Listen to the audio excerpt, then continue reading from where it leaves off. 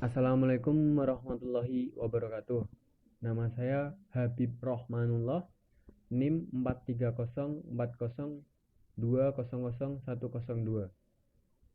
Akhlak adalah kaidah jiwa yang mendorong manusia untuk melakukan perbuatan secara spontan, serta tidak ada paksaan.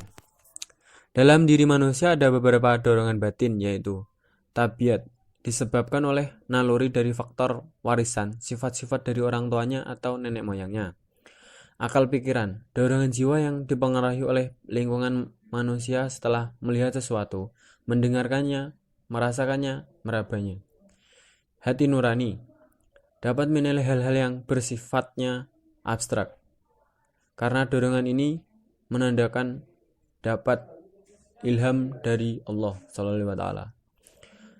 Objek mempelajari akhlak yaitu untuk mengetahui perilaku manusia, yakni ada baik buruk yang standarnya norma, benar dan salah yang standarnya akal.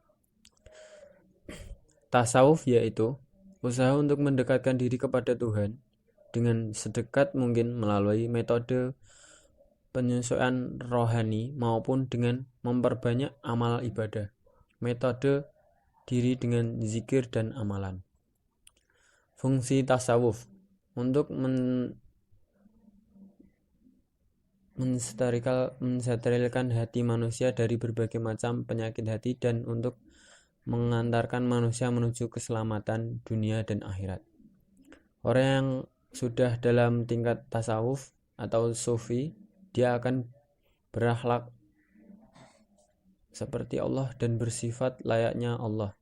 Metode untuk menjadi seseorang sufi, pendekatan rasio, tasawuf salasafi, pendekatan perilaku, tasawuf akhlaki, pendekatan amaliyah, tasawuf amali. Akhlak tasawuf adalah upaya melatih jiwa dengan berbagai kegiatan yang dapat membebaskan dirinya dari pengaruh kehidupan dunia, sehingga tercermin akhlak yang mulia dan dekat dengan Allah SWT. Tujuan mempelajari akhlak tasawuf memberikan pedoman untuk manusia dalam mengetahui dan mendekatkan antara yang baik atau buruk dan yang benar atau salah. Berakhlak kepada pencipta dan lingkungan sekitar.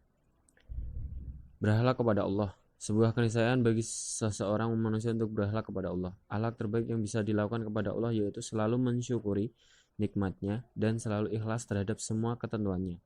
Walau terkadang tidak semua ketentuan yang diberikan sesuai dengan hasrat manusia. Karena Allah lebih tahu apa yang terbaik bagi hambanya. Sabda Nabi Muhammad SAW. Sesungguhnya aku diutus untuk menyempurnakan akhlak. Akhlak sangat penting dalam kehidupan manusia.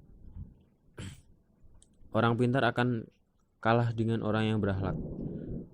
Orang pintar dan orang berilmu lebih tinggi derajatnya dengan orang beribadah. Kemudian makhluk Allah tergantung dengan budi pekerti dan akhlaknya, bukan tergantung dengan ilmunya. Walaupun untuk mengetahui akhlak dan budi pekerti, pakai ilmu terlebih dahulu.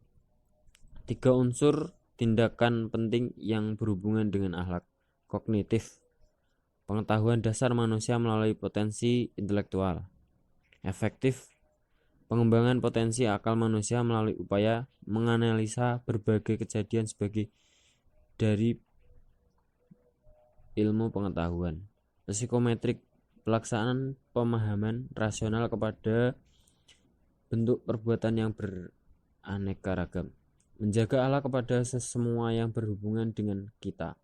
Berakhlak kepada Allah, berakhlak kepada manusia, berakhlak kepada diri sendiri, berakhlak kepada lingkungan.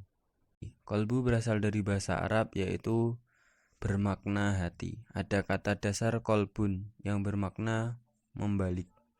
Tidak izin dinamakan hati karena seorang bolak-balik. Karakter orang biasanya memang seperti itu. Sering berubah-ubah, kita harus memakai hati kita sesuai dengan ajaran Nabi. Hadis tentang peranan hati. Ingatlah sesungguhnya di dalam diri manusia itu ada darah yang menggumpal. Ketika darah yang menggumpal itu baik, maka seluruh akan ikut baik. Tapi ketika darah yang menggumpal itu buruk, maka semua yang ada dalam jasad kita ikut buruk. Dan ingatlah, itu yang dinamakan hati.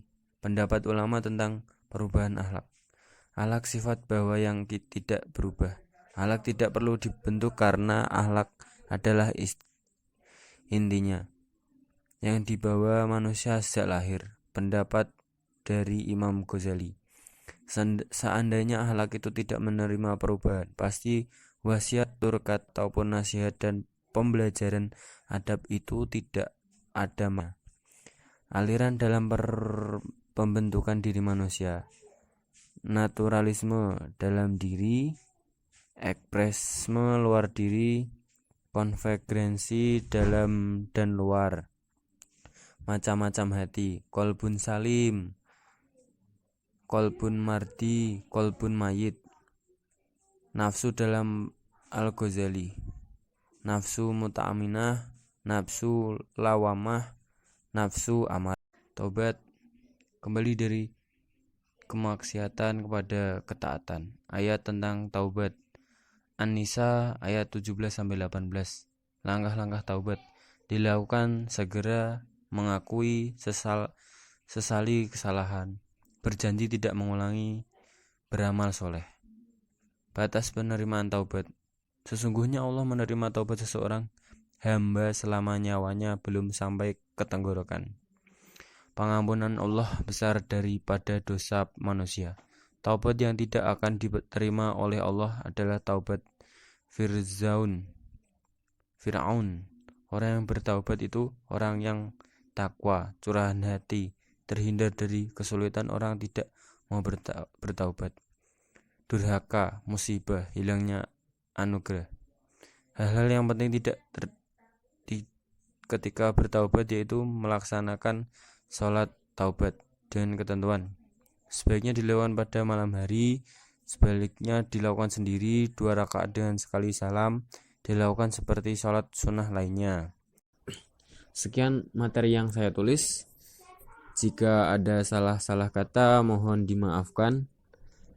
Wassalamualaikum warahmatullahi wabarakatuh.